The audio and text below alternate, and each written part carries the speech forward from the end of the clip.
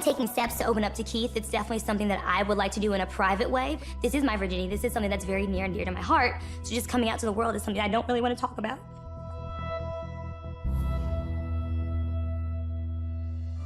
Hey guys, and welcome to Little Black Book. You already know what time it is. Are you mad? Are you mad? Are you lean? Listen, if you're new to the channel, make sure you like, share, subscribe. And those of you who are returnees, you ain't got the minerals, baby. Are you mad? Are you mad? Are you lean? Let's get into this video. Boom, boom.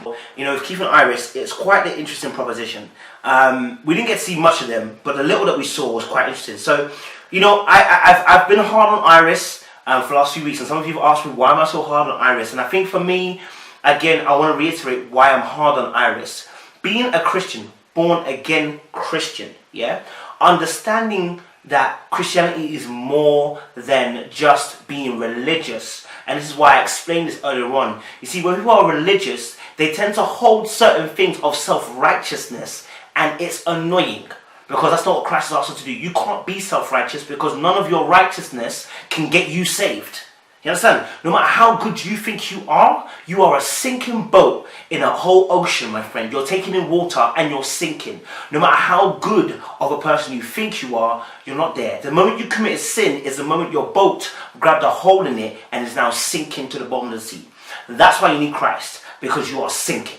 Right? So when somebody decides that they're holding their virginity as an as a placeholder, yeah, their virginity has become even more important than Jesus. Because I haven't heard Jesus so much as a wimp, but I've heard about her virginity so much. For me, that's a problem. Yeah, Jesus trumps your virginity, but your virginity is always getting a mention. Do you see what I'm saying? That's what frustrates me. I am also not naive that this is a TV show and they push certain stories and narratives. But I'm taking it in the context of, let's say this wasn't a TV show and we're looking at real life, because that's what you are, it's called reality TV. And so I'm giving you the explanations of why certain things are annoying. When somebody decides to hold their virginity up to such a high standard, it's now become part of their identity. You understand? Me being celibate, it's not part of my identity. My identity is in Christ, it's rooted in God, but my identity isn't my celibacy. Now, I am participating in being celibate because I want to get married. Or I shouldn't even say celibate, to abstain so that I can get married and have sex. Let's be real, yeah? I'm participating in that. But it's not my identity. You understand? My marriage will not be even my identity. My husband, whoa, Koja, my wife will not be my identity. My identity is what I am conforming to the image of the Son. But when you take God out of the equation, what is your identity? Guess what? When God is not your identity, everything else in this world will become your identity. What do I mean by that? Everything else that's going to validate you. You see, even finances, money, yeah, cannot be validated without there being something attached to it to give it value. What gives money value? Oftentimes, precious stones like gold, yeah, gives money its value. We place the value of finances, or it is held down by the rock of gold. Yeah, since gold has got such a precious commodity, it's the value where money can flourish from. Its identity, do you understand? It's stemming from the fact that it's rooted in gold. Take away gold and money has nowhere to be rooted in. Do you get what I'm saying? So all I'm saying to you is that, what are you rooted in? If you're not rooted in God, you're going to find yourself in different types of identity. Your job will give you identity. Your boyfriend will give you identity. Your girlfriend will give you identity. Your family will give you identity. Oh, your identity will come from what car you drive, what job you have. And therefore, all these things are materialistic and they fade. They are all perishable. And guess what? When it perishes, so do you. And that's why people enter into what we call midlife crises, or enter into life crisis, because at that point, that identity was based upon something that perishes. It's unfortunate. But I'm preaching, and I didn't mean to preach. Let's go back onto this married at first sight. We're talking about Iris. Her identity is locked into this virginity to the point that she's almost crying about it. And it's become a prideful holding on to her virginity now. Now it's become prideful in the sense of she uses it almost as a way to even almost go on the attack, or should we say even to be defensive, or actually kind of showcase who she is. Very near and dear to my heart. So just coming out to the world is something I don't really want to talk about. I'm saying, and that's frustrating, because if you really are about God, that is not your identity. Virginity is what you participate in. Do you know what I'm saying? And so what we see is there was questions that came up with the sex issue, and she started to cringe. And I'm like, why are you cringing? You are now married. These things are all sanctified to be in marriage. Again, going back to a Christian point of view, they're sanctified to be in a marriage. So why are you stressing? I wasn't in the right headspace, so I don't think I was either. I know that I for sure went into it kind of like this is gonna be a headache versus just going into it and just letting it rock. It's real. And you know, I'm gonna start trying to do more of that. How do you feel up to this point? Now, I know some people are going to say, oh, she's new to sex. No, she's not. She's not. She's not even a complete virgin like that. Nope. I'm not having it. Nope. She's not. We found out that when they were in the hammock a few episodes back, when basically it came out that she'd done everything else underneath the sun except that. Deep it. Except being penetrated, she's done everything else. So she's not a prune, she's not fresh to this thing, she's not new to this thing. There is no need for her to play up this virginity of innocence. Stop it. Yeah, there's no need. No need to do it. Do you get what I'm saying? There's just no need to do it. Again, I understand that producers may have pushed this, but that's what they've pushed, isn't it? I'm just commenting what I see. And so obviously they're talking about, particular positions. Yeah, I mean, it might have been a little bit uncomfortable, but this would have been a thing where it's like, you know what, I don't even know. Like, I'm not sure how this works, kind of thing. I expect that. But to cringe, I don't expect that. You know what I'm saying? To get annoyed almost, I don't expect that. You know what I'm saying? Like, it has to be discussed. Like he said, because we're now married, so these are things that should be discussed before we get into a situation where you're like, I don't like that, I don't like this. Although you won't even know because you didn't have sex before, so, you know, but it is what it is. But when he mentioned doggy style and then she started through her face, why are you getting annoyed about the fact he's saying his position is doggy style? What? You know what I'm saying? Like, just react normally, okay? Like, just react cool. It's okay. You know what I'm saying? That's my opinion, honestly. And the reason why I'm saying this is because she had no problem making a joke later on about the risotto, saying you're a virgin risotto. See, when I see that, and I'm like, see, people are able to make little sexual innuendo jokes there. Why are they able to do that? Because they're not a prune. They're not a prune. They're not new to this. They are not prude. Do you know what I'm saying? This is not their first rodeo. Do you know what I'm saying? So let's stop playing that innocent angel vibe of my virginity. This is frustrating. That's why I don't rock with her like that. And do you know what I'm saying? I'm hearing less Jesus and I'm hearing more virginity. And I don't really care about that, fam, as a Christian. So yeah, that was what was... Definitely a concern. Knowing what intimacy means to him worries me, because intimacy in his eyes is still some kind of sexual intimacy, which I know I can't give to him at this point. Because even though we're married, I still only known Keith for 3 weeks. And the level of trust and comfort that I need just isn't there yet. How big on the scale then does my virginity play in the role of, you know, your ultimate decision with everything else? I can't. Intimacy is not sex. Sex is a part of intimacy. Let's get that clear. Sex isn't intimacy. Sex is a part of intimacy. It's what we do to be intimate. And you have to understand that. Once you get that ideology and understanding in your brain, you will not use sex as the only form of intimacy, but you use it as a way to be intimate. When somebody has sex with somebody else, it's one of the most intimate actions that somebody can perform, but it isn't intimacy. Because guys can be intimate on that level and find that they have no intimacy with you. So it's an aspect of intimacy, but it is not intimacy itself. Intimacy itself comes with a numerous amount of things. It could be emotional vulnerability to one another. It could be the fact that physically you allow me into your space. It could be the fact that I tell you my dreams, my aspirations, my attitude, my values. I let you into that space as well. You know, we click interpersonally. And it could be the fact that, you know, spiritually we're on the same vibe and level. Intimacy. Do you get it? It's us two being together, you know, and actually vibes on a certain level that I am vulnerable to you. So I have to take care of her, make sure she's okay. I'm kind of slightly worried because of what I know about her personality. I don't think that she will let me take care of her, but I'm gonna take care of her anyways, whether she likes it or not. I'm gonna do whatever I can. If I get sick, it's gonna be me and you. And I'm worse than you. I'm a big baby. Jesus. So I'm not bad. you was bad last night. I was just like, just leave me here and just let me die. Exactly. Sounds like you was almost on your deathbed. I was. No, you wasn't. I was. So all you had to do was just let me lay there. Just die. Just let me die. Just let you die. You didn't sign the life insurance policy yet, so. Oh.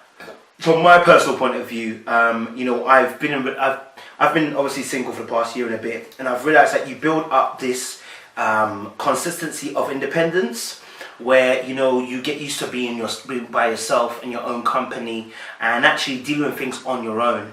But if you've been on your own for 10 years, there's going to be a build-up of independence which you'll find hard to relinquish, because you're so used to depending on yourself, having to, your relationship with God, etc., and actually doing what you doing what you need to do to protect yourself and to guard yourself. When you do finally, I guess, meet that person, it is very hard to prise open because you're used to being on your own. And the trouble that I see with Diona is there's a fear there to let Gregg in, because the barriers coming down means releasing the control. You see, human beings believe we are sovereign over our body, and that's why we find it hard to give God the reins to our hearts, because we want to be sovereign over our own hearts. We want to be the God of our own self and our own life and our own world. But unfortunately, it doesn't work like that. And so with human beings also too, when we can try and find a little bit of control, we try to hold on to it. And so what's happening with Diona and Gregg is that Diona is trying to hold on to this control. It's not about trying to keep Gregg away in the sense of, but it's about keeping the control. If she lets the defenses down, she lets Gregg into her world, and she knows he has the power to break it. You see, love, I said in the last video, love is about allowing someone to enter into your room and they potentially could trash your room up. But that's the risk we take. And so I feel with Diona and Gregg is that Diona is, like, for instance, why does she struggle to compliment Gregg? And I think it's because the moment she starts complimenting Gregg, it's acknowledging that, these feelings have to become real. For her, the feelings have to begin to manifest, to come into fruition. Those words that she says have to come from a place of the heart, and in order for her to release those words, it means breaking certain seals that are over the heart that were there guarding her. So those words are much harder to say than it is to kiss somebody. That's why you had sex beforehand, because it's easier to have sex than it is to relinquish words of truthfulness, of the heart. It's easier to have sex than it is to actually give somebody a hug. Why? Because these are true intimate feelings that come along with that action. Sex can be done when you're not intimate. Sex can be done because you're horny. Sex can be done because really and truly you need a hosing down. Let's just be real. So sex doesn't need the intimacy to happen. But to give somebody a hug, to allow them into your personal space, to give to a person a hug of the magnitude of a relationship to have a hug, requires you to really relinquish your control. Down all of the walls. So seeing him with the hugest grin because of my compliments, it was worth it. Get on my nerves. There. And to relinquish the power that you have over yourself, to say, I'm letting you in. And that's the interesting thing we've done on Gregg. I think, obviously, as well, that we see that Diona is so used to being on her own, to holding her own, to defending herself, to being independent, that she struggled at a point to even let Gregg look after her. And actually, she said something which is very interesting. She says, obviously, when she was sick, just let me die here. Now, I was thinking to her, why would she say that? The reason why she says that is because, again, it's like, don't take care of me, just let me be, man. Do you know what I mean? I just want to be. And she said it, I just want to be. What does that mean? It means I don't want you taking care of me, because I don't want you breaking the seals of my heart. I don't want to depend on you just in case. It's always fear. I don't want to depend on you because I've been looking after myself, and now if I depend on you and you don't do what you're supposed to do, you're going to hurt me. And I don't want to experience the hurt again. I've been 10 years clear of hurt and I've been recovering. I don't want you to be the one that comes and breaks me again. Do you get what I'm saying?